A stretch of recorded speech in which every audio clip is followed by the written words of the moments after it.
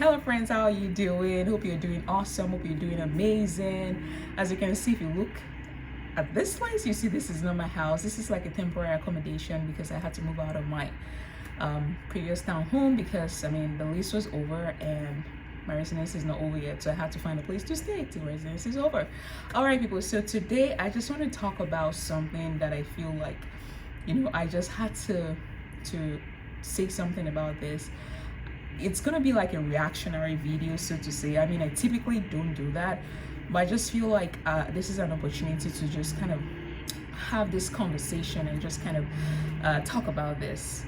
Maybe because it impinged me a little bit, okay?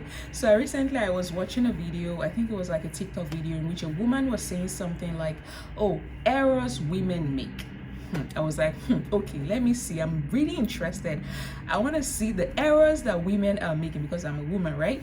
And I want to really know what these errors are. So the woman was saying a lot of things, and one of the things she said was, so before I tell you what she said that got me a little bit upset was, before I say this, I just want to mention that the fact that you have a platform and you have a large following or stuff like that, you should be mindful of the things you say to people, because you just need to be very careful.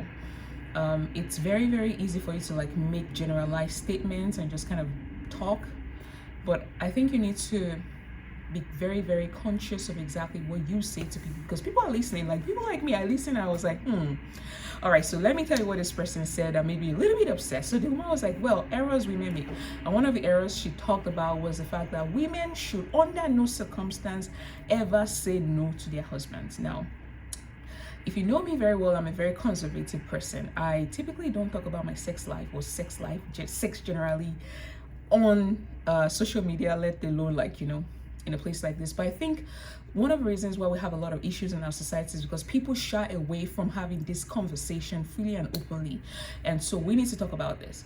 I kind of feel like I have to defend the honor of hardworking women. I have to defend the honor of women. So this man said, oh, under no circumstance should you ever say no to your husband, like to deny your husband sex or whatever. Fine. I understand. I do not support manipulation.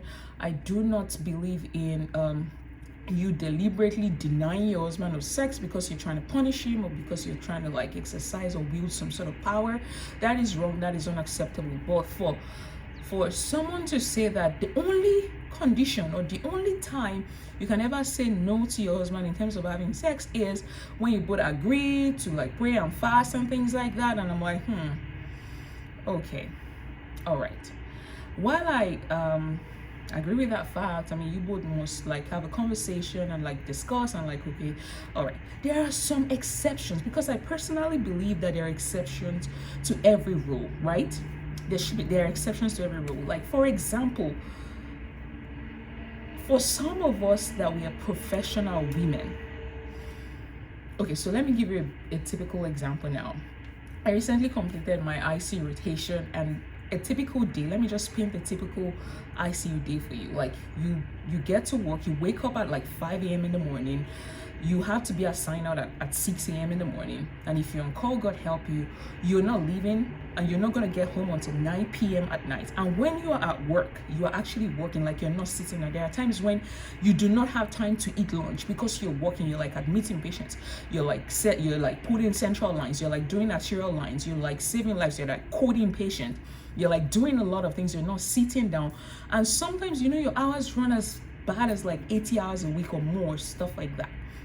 So some people have genuinely very busy, difficult lives, and that kind of goes back to back and back to back and back. You have like how many straight busy days like that? So imagine a woman like that who gets home and then you're like, under no circumstance should you ever say no to your husband.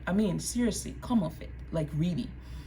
Even that husband himself will feel like just take it easy. So what I'm saying in essence is that I agree, like, you should never deny your husband of sex for any really, it's acceptable, like agree and all that. You should not use sex as a weapon. You should not weaponize sex in marriage and all that. I'm talking about all this conversation I'm having is within the context of marriage, please. So But there are exceptions to every rules. Like, for example, you see that poor woman has been busy all day. She has been doing stuff. She's really exhausted. And that is not a time for gymnastics, guys. That is all that, as in what that woman needs at that time is just some tender loving care. Maybe some nicely made dinner, or, and maybe some like, just like maybe a hug. And that should be fine. I mean, there will be times when, you like create time for sex and stuff like that. But for someone to show up and say, under no circumstance should you ever say no to your husband, basically trying to say that if you say no under any circumstance, you're a sinner, you're disobeying, you're not doing well and stuff like that. That's not right, guys. Let us always put things into perspective, okay?